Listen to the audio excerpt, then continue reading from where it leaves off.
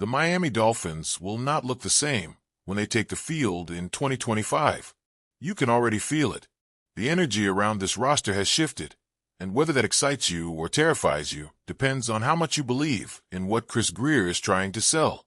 He calls it a reset, but what does that really mean for a fan base that's been waiting for over 2 decades to see something real in January? When you hear that word, do you picture progress? Or does it sound like another excuse for not reaching the level this team keeps promising? This offseason wasn't about big splashes, not in the way Dolphins fans have grown used to seeing over the past few years.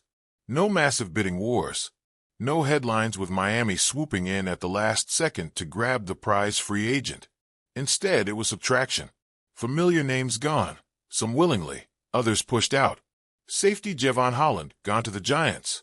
Jalen Ramsey, the face of the secondary, traded away to the Steelers. And not just gone for picks, but in a twist that nobody could have seen coming.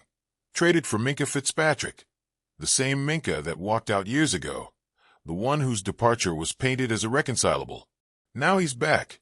And what does that even say about the plan? About trust? About vision? It didn't stop there. Kendall Fuller? Out. Jordan Poyer? Gone to Buffalo's practice squad, of all places. The back end of this defense feels stripped bare.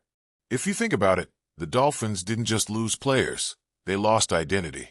For 2 years, the secondary was swagger, intimidation, the part of the roster you could point to and say, that's ours. Now, it's question marks. And the question no one seems to have a comfortable answer to. How do you replace leadership and experience without simply buying it again in free agency? Chris Grier insists this wasn't about cutting corners. He looked us in the eyes and said Stephen Ross didn't give him a mandate to stop spending. It wasn't orders from the top. It was math. That's how he framed it. Numbers, contracts, sustainability. You hear him speak, and it sounds like a man who knows exactly how fragile this build is, how dangerous it can be to live on borrowed cap space, pushing guarantees into the future just to keep up with the Joneses. At some point, he said, the bill comes due. At some point, the only way forward is to get younger, cheaper, hungrier. But are fans willing to buy patience again? That's the storm cloud hanging over all of this. Since Grier took control in 2016, the Dolphins have only reached the playoffs 3 times. 3. And each time, they walked away without a single win. That drought, 24 years without a playoff victory, is like a weight on every conversation around this team. You can talk about development, culture, resets, but until the scoreboard flips in January, nothing else matters. When Grier says reset, some people immediately brace for the worst. Reset sounds like rebuilding, like lowering expectations, like waving the white flag before the season even begins. But he tried to soften it, to clarify.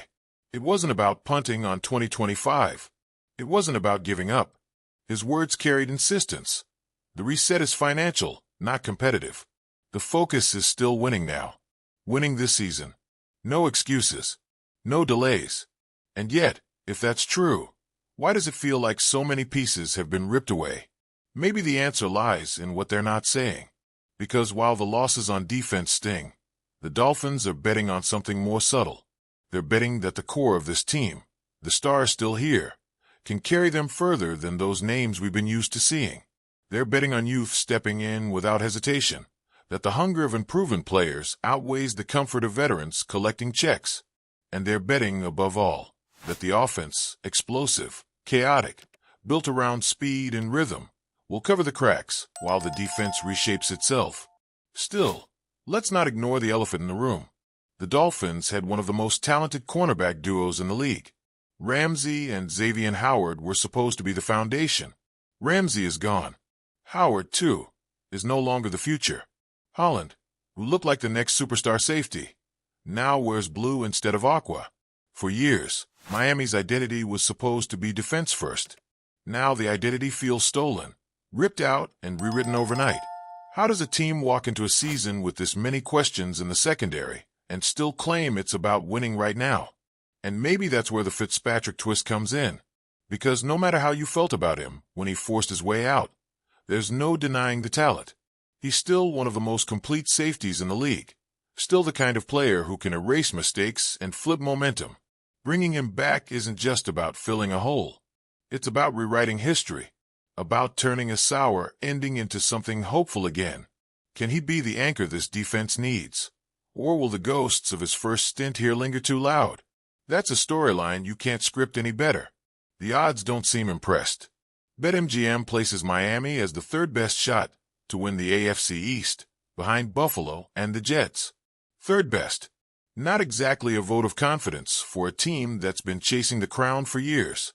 And when you look at the AFC Championship odds, 11th best at plus 3,500, you can feel the skepticism radiating from every sportsbook in the country. Maybe they're just looking at history. Maybe they see the same cracks in this roster that fans are worried about. Or maybe they're simply tired of waiting for Miami to prove it. Numbers don't feel, they just react. But fans feel every word, every decision, every gamble. So where does that leave us? A defense in transition, a general manager defending his philosophy, and a franchise that keeps promising the climb without delivering the summit. It leaves us with questions. Can this version of the Dolphins be tougher than the last? Can younger, cheaper players actually rise fast enough to fill the void? Can Fitzpatrick's return rewrite the story, or does it only reopen old wounds? And most importantly, how many more resets does this franchise get before the fan base simply stops believing? Because belief is fragile. For all the excitement, all the hope that rides into every September, Dolphins fans know the sting of collapse better than most. They've watched rosters loaded with names stumble when it mattered most. They've seen December fades, January heartbreaks, years where the promise was louder than the result. And now, with all the changes on defense, belief feels tested again. Greer says it's not a step back. He insists it's about winning now. But in sports, words mean nothing without wins. And here's the thing. Maybe this is exactly what the Dolphins need.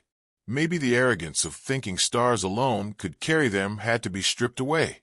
Maybe the pain of losing familiar names is the only way to force a new identity to emerge.